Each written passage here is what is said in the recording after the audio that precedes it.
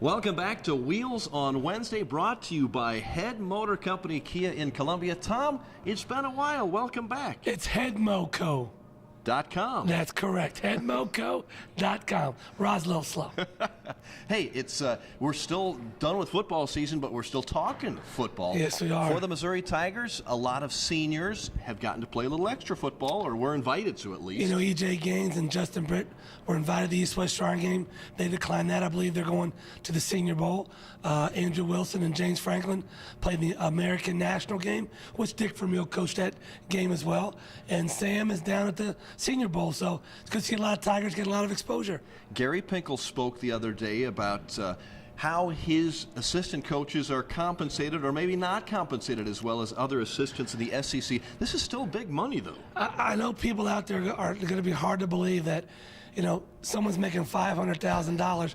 And honestly, folks, for the money that they bring in, they are vastly underpaid for the situation they are in. But for you and I, we'd be set for life. But Missouri right now is ranked 10th in the conference in paying their assistant coaches. That's not very good, I guess. Well, considering how they now, last 2 years ago, they were probably getting a pay raise. But last year, they're underpaid for what they did. So if they keep doing what they're doing, it's all money, revenue, and supply and demand, Rod. You know how it works. All right, Tom, some troubling off-the-field news down in Springfield, Missouri, hometown of Dorial Green-Beckham, arrested, not charged yet. That's still up in the air. This whole situation, though, is not what you want to have happen for Missouri football in the offseason. We have this award called the Dummy Award, and it's a Common Sense Award. Now, DJB's already been caught once.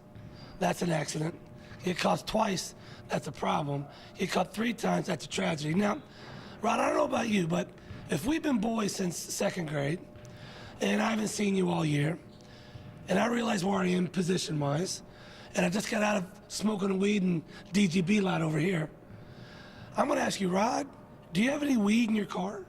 And if you do, hey, Rod, I'll still meet you down at Burger King for dinner, but I'm going to walk there, okay? It's just common sense. I'm not getting in your car. If you get pulled over, and what's crazy is he got pulled over because his tag was expired on his car. So, DGB, if for some reason you come out of this, I don't know what, please be smart, use common sense, stay home if you have to. You are flushing money down the drain. We don't know all the details, but what will Missouri football do with this situation? Well, from what I understand, if he is arrested and convicted as a felon, his time is done at the University of Missouri. I don't think that's going to happen, because I personally think somebody else will take the fall. But again, we don't know the whole story. You just cannot put yourself in that kind of a situation. Tiger basketball. What about it? They lose last night to LSU. That was a game they needed to win. They're 2-3 in the SEC, and this is not a great basketball conference. There's 2 games that mean anything in the SEC, Kentucky and Florida. If they have any chance of sniffing the NCAA tournament, they've got to win both of those. And one of them is at Kentucky. I think the other one is at Florida. They're right now an NIT-bound team. They just are. There's no heart. There's no leadership. There's no one to step up. There's no whatever. And I feel bad for the post kid, because I'm sure Coach Haith put all of his eggs in one basket. He's just not ready for big-time boy basketball yet. And it's evident right now. If it was me, I'd be playing Ross down low. Give me some athleticism down there, because right now they have none. And the last 2-3 years, 3-point shots get you what? Kicked out in the first round of the NCAA tournament. Ask Colorado State and Norfolk State what they did to us last 2 years. Tom, you look at the scoring last night. They scored 71 points as a team, 63 between, Clarkson, Brown, and Ross. 8 points for the rest of the team. The bench scored 2 last night. It's been like that all game. It's been like that all season, Rod. It's been like that all season. And that's what you get. And then, and I'm going to rant and rave about this, about no chemistry. Now we got another kid transfer from Notre Dame coming into the program.